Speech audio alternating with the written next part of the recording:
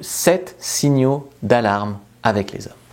Vous êtes souvent intransigeante avec les hommes, je vous vois en coaching, pour des choses insignifiantes relativement à l'échelle d'une vie ou d'une relation. Et parfois, vous laissez passer des red flags énormes. D'ailleurs, si vous me regardez sur YouTube, prenez votre fiche, prenez dans la description de la vidéo, lien en commentaire épinglé, la liste de tous les red flags à fuir chez un homme. Cette liste a sauvé des vies. Les hommes aussi, des fois, ils sont intransigeants avec les femmes. Genre, elle a le pubis poilu, non, je ne veux pas la revoir. À l'échelle d'une vie, c'est intransigeant, c'est insignifiant, et pourtant, il ne veut plus la revoir pour cette raison-là. C'est bête, mais les femmes ne sont pas mieux, d'accord.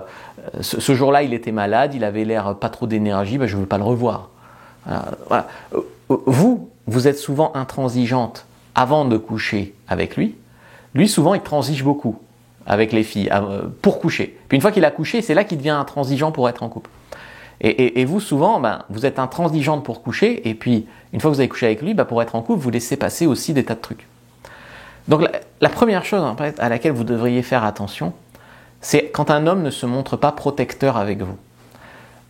Quand il ne se comporte pas comme s'il voulait être votre héros. Voyez, normalement, un homme qui est amoureux de vous, qui veut construire avec vous, il prend soin de vous. D'accord. Il vous donne sa veste quand il fait froid, il prend le côté de la route quand il marche, il vous évite les pavés avec des talons, il vous évite de vous tremper, de marcher dans des flaques. Enfin voilà, il est galant, tu dirais à l'ancienne, il est protecteur, il doit vouloir vous tirer vers le haut. Quand vous avez des problèmes au boulot, il essaye de faire ce qu'il peut pour trouver des solutions. Si vous voulez faire un achat immobilier, il essaye de vous donner un avis. Il essaye de se rendre indispensable, il essaye de vous aider. Voilà. Et il essaye à aucun moment de vous rabaisser. Vous devez ni vous laisser rabaisser, ni lui doit essayer de vous rabaisser. D'accord ? C'est déjà mauvais signe s'il essaye. Si vous vous laissez faire, c'est encore pire que tout.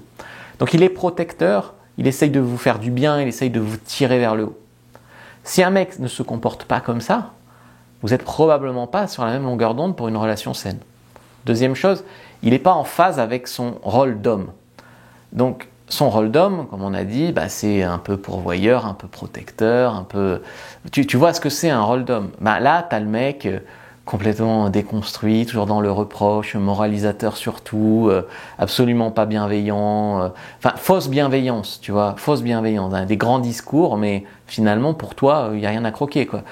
Ça, c'est tout mec qui est pas vraiment bien aligné avec son énergie masculine, qui est pas vraiment dans l'amour des femmes, qui est dans un espèce de faux amour un peu fourbe, où en fait il veut tenir les discours qui font bien, mais souvent les mecs qui font ça, très souvent dans leur vie privée, c'est les pires, c'est les pires rats. Mais ils sont là à faire la morale au monde entier, gna gna gna gna gna. Tu sens qu'il n'est pas en phase, tu sens qu'il n'est pas protecteur avec toi. Non, la galanterie, c'est sexiste.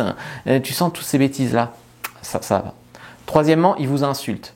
Il vous dénigre, il vous rabaisse. Donc, en fait, il y a des mecs ils ont tellement pas confiance en eux qu'en fait, ils pensent qu'ils ne peuvent garder une femme qu'en la rabaissant. Parce que si elle se sent trop bien, elle va s'exagérer, elle va partir avec un autre mec. Elle va comprendre qu'elle peut avoir mieux dans sa tête, tu vois. Alors que toi, tu cherches pas à avoir mieux, tu veux juste être heureux avec lui, mais lui, il le vit pas comme ça.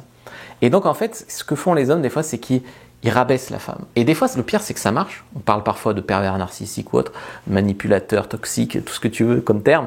En fait, c'est un mec qui prend une emprise sur la femme, qui la rabaisse. Et son estime d'elle baisse tellement que, en fait, elle se sent prisonnière. Mais j'ai déjà de la chance de la voir, et des fois, il les coupe de leur famille, il les coupe de leur travail, il les coupe de tout, il les tient comme ça, sous emprise. Si tu sens que tu commences à vivre ça, énorme signal d'alarme. 4. Il est insultant ou dénigrant avec ses ex ou avec d'autres femmes. Donc, par exemple, toi, tu dis « Ah, c'est un mec, il insulte les serveuses. Son ex, il la traite de tous les noms. Mais moi, il me traite bien, j'ai de la chance. » Non, un jour, ça sera toi qui va traiter mal, tu vois. Donc, chaque fois qu'il dénigre d'autres personnes, ou surtout d'autres femmes, eh bien, tu dois te dire qu'un jour, ça sera toi. Un mec qui est gentleman avec son ex, qui dit « Bah écoute, c'est comme ça, on s'est quitté d'un commun accord. Bon, voilà. » Ça fait peut-être pas plaisir à entendre pour toi, t'aimerais entendre que son ex était folle ou autre, mais au moins c'est un discours sain et il parlera pas de toi en mal si un jour c'est toi son ex, d'accord ? Il faut pas penser « J'ai de la chance, il me traite bien alors qu'il traite tout le monde mal. » Un jour, c'est toi qui vas traiter mal, tu vois, parce que sa nature profonde, c'est de traiter mal. C'est ça qu'il faut voir. 5, en fait, vous ne le motivez pas à se dépasser. On va dire que globalement, il s'en fout. Donc vous allez lui demander un service, il s'en fout. Vous allez lui dire qu'il devrait s'améliorer un peu au lit, lire le guide du bon coup. Non, il s'en fout d'autres plaisirs.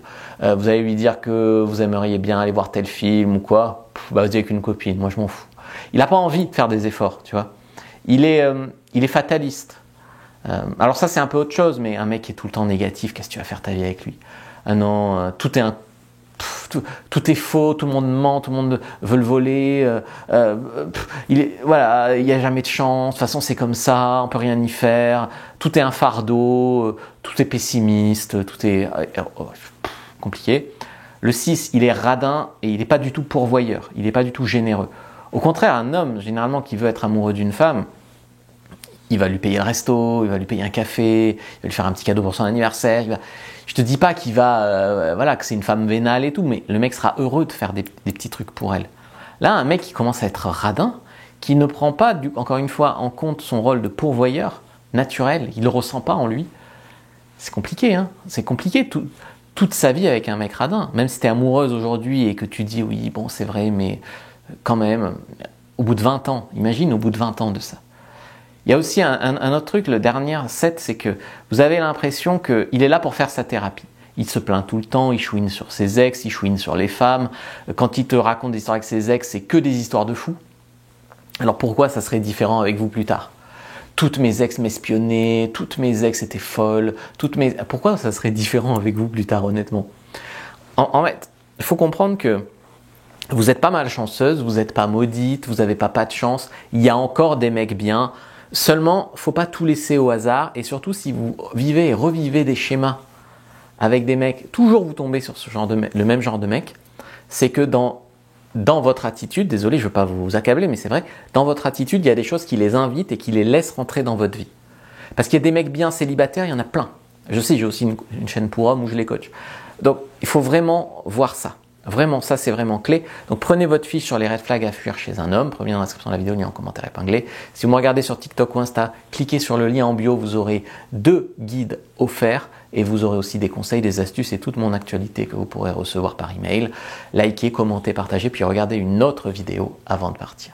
À bientôt.